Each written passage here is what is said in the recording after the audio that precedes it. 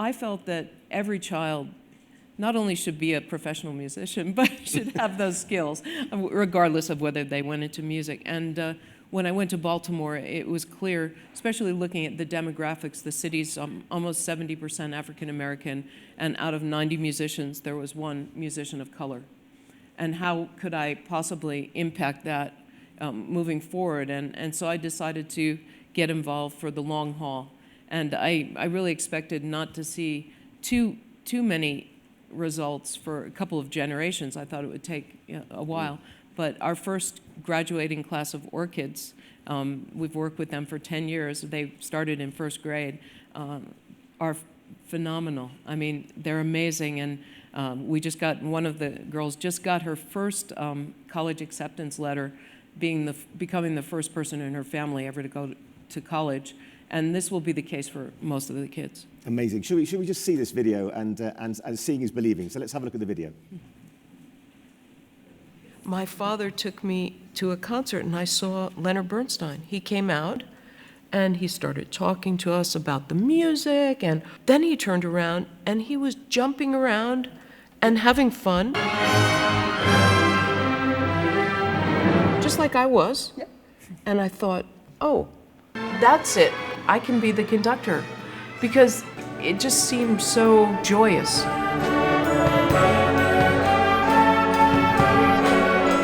Every day, from that day when I saw Leonard Bernstein conduct, every day I thought, I'm never going to get to do this. Because everybody's, no, you can't. No. Girls don't do that. The world, the society, everything, no. And here I am. I'm doing it.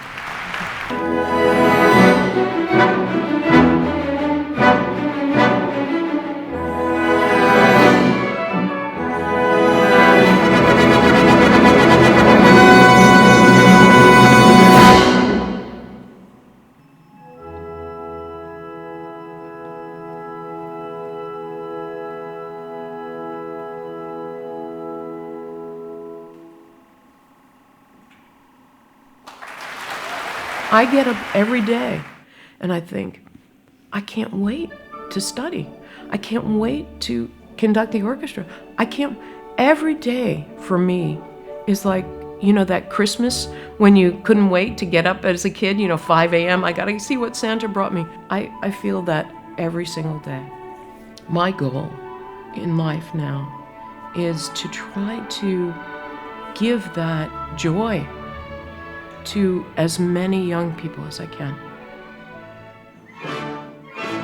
When I see these kids, these orchids, playing and feeling themselves, without rules. Maybe that's what I'm looking for all the time, is people to share in my desire to be passionate without any guilt.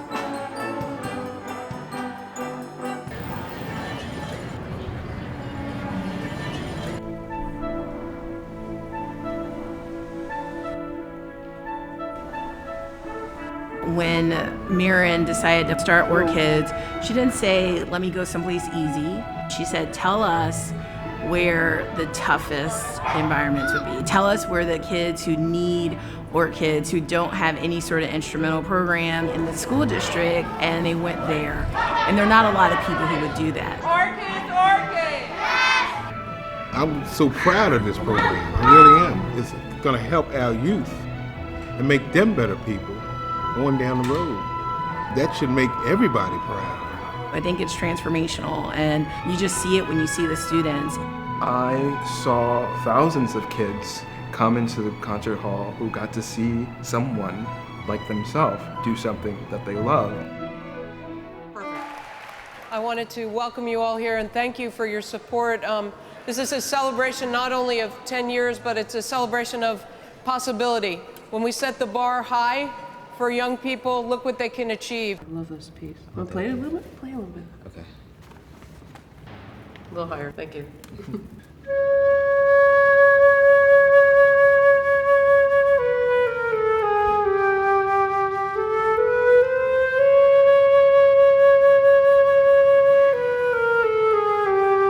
Yeah, good. Good luck, okay? So what my grandson is doing It's amazing, and I truly applaud him. We're losing a whole lot of our young black people on the street. They don't have the guidance. There's an instrument for every child, you know, and you have to take the time and give them the space to experiment with different instruments. Yeah, so you go toward me. Yeah, excellent. Young as these kids are, you would not believe it that they sound like professionals. And Wynton Marsalis gave them kudos, thumbs up. A lot of the kids that's in it, that's their passion. It's refreshing to hear people who actually doing things that they love.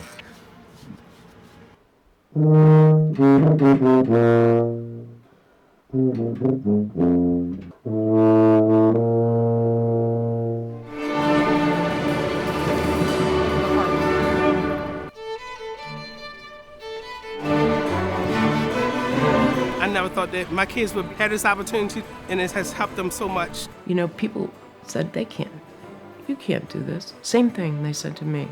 And now I have this experience of seeing them say, how hard can it be? If Marin Alsop did it, so can I. I think, okay, my life has been worthwhile. Marin, it's so brilliant. It's so brilliant.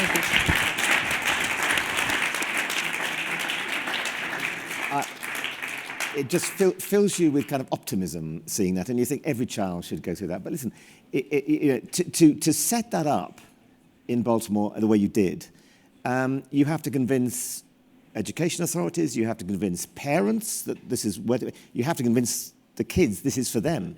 A big deal. Yeah, I mean, sometimes I forget. I think it's like childbirth. You forget, you know what?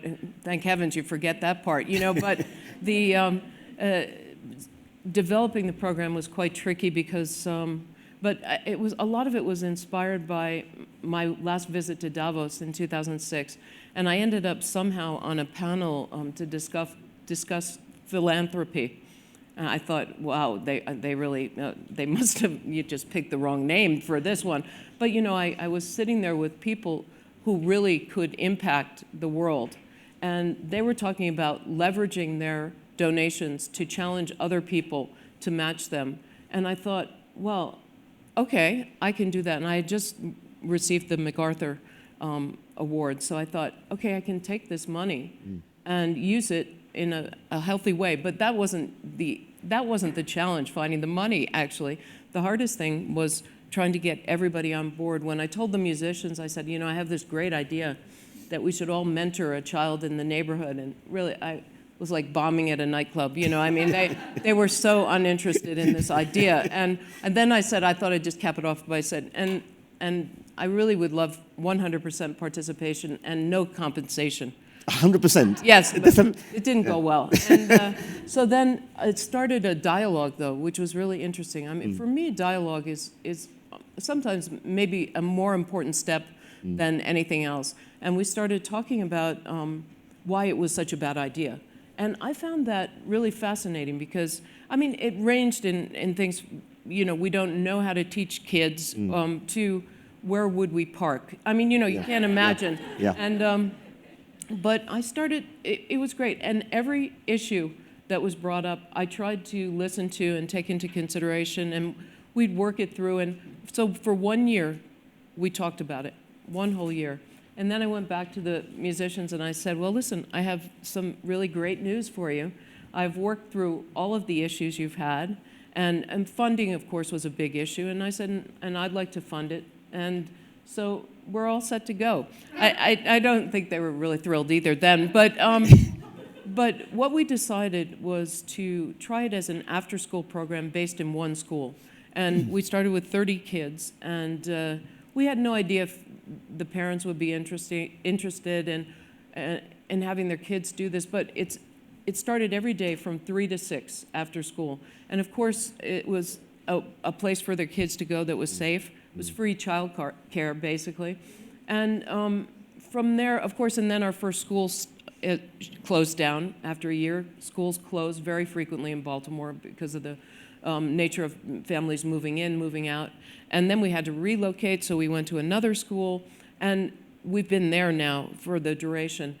And of course, getting getting everyone on board was very challenging, but I can't tell you how appreciative the parents have been, and the community has embraced us. And when I go to the school, which I do frequently, I just go there really for my quota of hugs, because they're so generous and so warm. And these kids, you know, they really treat me like their neighbor. They treat the concert hall, you know, they come to the concert hall, they are at home, they've grown up there, and they don't even think twice about standing up and introducing a piece, and it's just phenomenal. Well, you deserve all the hugs. In the young people that are coming through this program, you know, are the academic results better? Are they inspired to become musicians, or just they want to take that through to other walks of life? Because there's so much evidence, isn't there, about music in schools does a huge amount, both in terms of other curriculum activities they might do, and also the well-being of young people. Of course, I mean, as you already know that they do better in school. They have far fewer days missed during school because they have to attend a certain amount. They have to maintain a certain grade point average to stay in orchids. They have to exhibit a certain disciplinary integrity, and they rise to this, and they're all doing phenomenally well. And I don't have huge expectations that they'll all become professional musicians.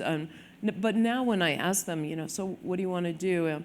I'm going to be a veterinarian. Oh, and I'll play music in the evening. You know, That's great. but that's not the point, really. You know, I think when you allow children to do something that they never envisioned themselves doing, you know, these kids really, they did not think they would be playing the violin. This was the furthest thing from their mind. And they're playing the violin, and they're on stage, and they're succeeding, and they're getting real praise for this and validation. You know, then they turn around and say, well, maybe I'll be a television presenter. You know, then they can see themselves doing anything, and it's really inspiring. And I think this sort of sense that whoever you are, wherever you are, wherever you're living, you've got that opportunity to either play classical music, as you've been doing here, or listen to classical music, to appreciate it. That's so important, isn't it? To break down that barrier. This is something just maybe it's just something for an elite. It's not. Well, and it's not. I mean, it didn't. You know, I think we've done a terrible job as classical musicians in sort of closing down the alleyway to access classical music. You know, it's because you're not allowed to clap. You're not allowed to. There's so many rules. It's ridiculous. You know. And of course, you know, I came along and I was like, oh, let's have fun. And everybody's like, no, we don't do that. And, you know, for me, it takes itself way too seriously. Classical music is really fun. And when you see these kids doing it, you realize how much fun it is. And we have to throw the doors open to everyone. And, you know, it's not only altruistic. We need audiences for the future. You know, these are our audiences for the future, these kids that are playing musical instruments. And they feel at home in the concert hall, which is great. There's a lovely clip of you at the very beginning of that little film, and talking about Leonard Bernstein and talking about how you got into. I mean, to be a woman, female conductor in the 80s and the 90s, that must have taken a huge amount of determination to win through. It was pretty tricky, I have to say. It was when I saw Bernstein, I was 9 years old, my dad took me to a concert, and I thought, oh, you know why? I think it was more of an aerobic selection from me, because I was apparently moving around a lot in the orchestra. I was playing in the way back of the orchestra, and they brought my parents in and complained that I was trying to lead the orchestra from the back of the second violin. You know, and it was all about trying to button me down and put some rules on me. And then I saw this guy jumping around, and I thought, oh, I have to be the conductor, and then I'll be all right. You know, little did I know that I would meet this phrase that girls don't do that. And my parents were, really, when I told my parents, my mother was so mad. Oh, she said, that's ridiculous. And my dad, he was a quieter guy, and when I came down to breakfast, I think I mentioned it the other day, I opened this box and it was filled with batons. You know, and that kind of support from your family really is essential. And, you know, they were always there for me. I think I was fortunate along the way. This was, of course, before you submitted videos and all this kind of high-tech stuff. But my first name isn't really gender specific. So a couple times I think I got accepted, and then I would arrive and they'd be, uh-oh, you know. So that was pretty funny. I had a couple funny moments where they put me, you know, rooming in the same room with some very tall guys, but we managed. You managed. You're just talking about what a conductor does and the role of a conductor, and it's always struck me that you could actually, you know, almost write a book for managers managers in general life, from what you can learn as the role of a conductor, because you know the complexity of hearing sounds over there are not right, making sure these people are all coming together to play something magnificent in the way that you want. I mean, that's difficult. But it's a fantastic sort of living, breathing metaphor for, I think, business and unity, because I think I would imagine that when you're CEO of a big company, you want to, first of all, attract the highest talent. But then somehow it's your job to enable them to all get on the same page and be the best they can be. And that's without micromanaging them too much so that they lose the will to excel. And, you know, I think it's fascinating because as a conductor, I have to do it with body language. And I'm sure as CEOs, too, there's a lot to that. How you speak to people, how you treat them, how you do a presentation, how passionate you are about what's going on, and how much you care. And that's all involved in what we're doing on the podium. I can see 5 students stand up in front of the same orchestra, conduct the same piece, and you would have the same thing. You would all say, it sounds like a different piece, because every single person touches, not literally, but figuratively, touches the orchestra differently. And when I shake your hand, will you shake my hand? I'll shake your hand. See, I like you. Yeah. I mean, but I knew I like you, so maybe it's not fair. But you were already developing a feeling about the person. Do I like you? Are you interested in me? Are you going to, you know, all of these things. And as soon as I'm walking to the podium, the 100 people are making these decisions about whether they like me, whether they're going to try. You know, and so you have to have this sense of commitment and passion. And if you always put your marquee vision forward and share it with everybody, I think you have a successful business, I imagine, anyway. It's so interesting because you've conducted all around the world, but I mean, I guess, conducting in the US is different to conducting in South America, is different to conducting in the UK or coming up in Vienna.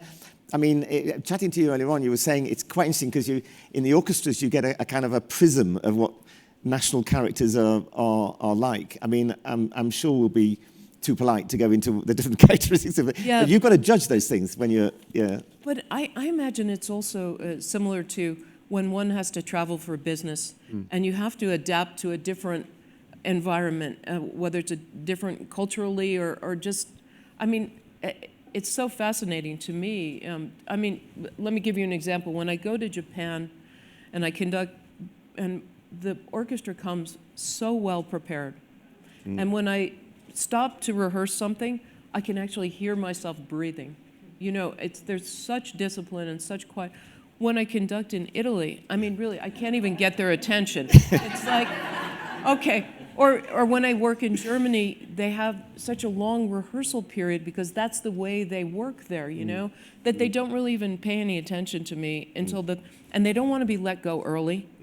And no jokes. Luckily, my German's not that good. So you know, in the UK, it's fast. Everything goes quickly. We don't have much time. They want humor, dry humor, preferably. Yeah. And let's get it done and work hard. Yeah. So, but it really is a snapshot, I think, of the location and the culture. It's so interesting, and I remember Tony Hipano saying about going back, you know, he's an American Brit, but also his roots are in Italy, and saying as soon as I go back home to Italy and conduct in Rome, I feel there's lots of mini-me's, you know, he feels really much at home, which is really nice. But to go back, do the audiences also feel different then to you when you go around the world? I mean, are there people who kind of sit on their hands and wait for the end and don't give you that kind of excitement of the feeling, the electricity between you and the orchestra and the audience, or is it?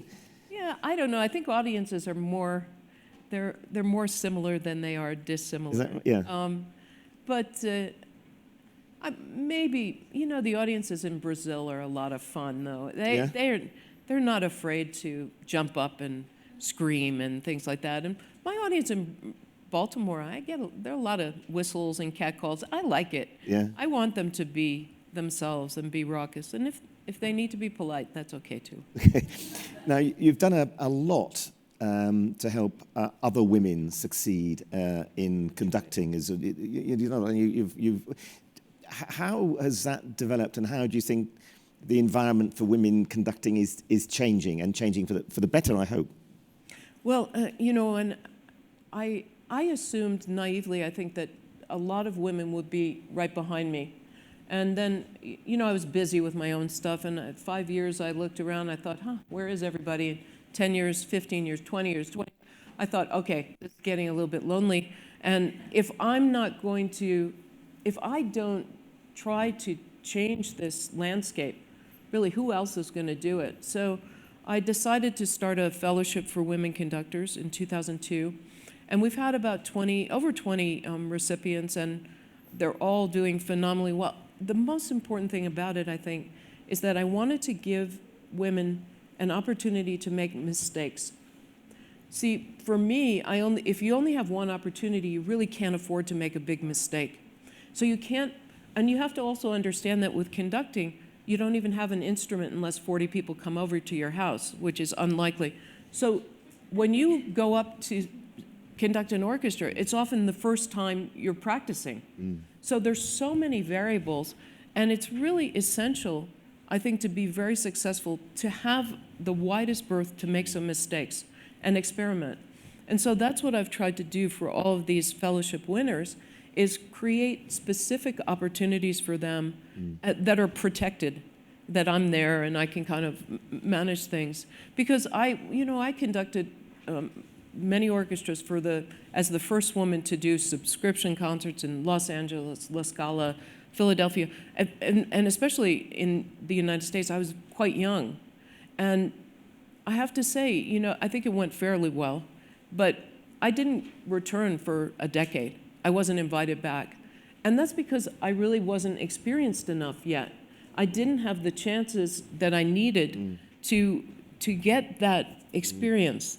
And so I wanted to change that paradigm. And also the kind of feedback you need to make judgments about your career. Am I ready to do this or that? Which is all those very things. hard It's if very you're tricky. if you're an individual like that as a conductor. It's very, very tricky. I'm seeing in conducting, I don't know if we see it in all walks of life, but there's sort of a rush now to put women on the podium. And while I'm very excited, I'm a little bit suspicious because, where has everybody been for 3 decades? But I want to make sure that the women that get the opportunities feel that they've had enough training to be confident to go forward. So I feel almost more vigilant today than I did 5 years ago about, watching out that this is not just something in vogue, but something that's really going to sustain itself. Marin, what do you think we all should be doing to keep classical music not just alive, but actually accessible to people wherever they are, whoever they are, whatever background they come from? I mean, you've got a very impressive audience here. What do we all need to do to kind of keep what you showed us in that video at the top, that kind of mission out there for people? Oh, that's a great question. I would say, especially for our children, let's let them hear classical music. Play it in your house. Let them go to concerts. I mean, take them and expose them. Let them play an instrument at an early age. All of those things. And I think if one doesn't feel that, people often say, "Oh, I don't know anything about classical music," but this is so wrong. Everyone is hot-wired for this. We're born somehow magically hot-wired for music. And classical music it should be accessible by every single human being. It brings out the best in humanity. And you know, why shouldn't we share in that, especially these days, huh? And we need governments and others to... Oh, yes, you know, all of those things, you know, yeah. I mean, not to think, well, show us, demonstrate, do pilots and all that. I feel, you know, there is so much that classical music can do in education. Well, you've just proved it with that video. You almost say, look, let's stop the argument, let's get this out to everybody. Do you ever feel kind of a frustration about that? Well, listen, I feel a little bit of frustration about leadership in general, world leadership in general, but I do think that it's a little bit disheartening when our leaders don't embrace the best in humanity and promote it. One of the reasons I accepted the job in Sao Paulo in Brazil, although this may not continue, was that the government embraced classical music in the schools because they believe it promoted tolerance and peace. Mm. And to me, that was an incredible statement coming from leadership. And as leaders, we need people to take that up and lead us to that place. I think that's the most wonderful upbeat note on which to end. Marin, thank you so much. It's been absolutely fascinating. And thank you for all you're doing for all of us who love classical music. But thank you for what you're doing for the next generation. Oh, well, thank you so much. It's been a great pleasure. Really wonderful. Thank you. Thank you.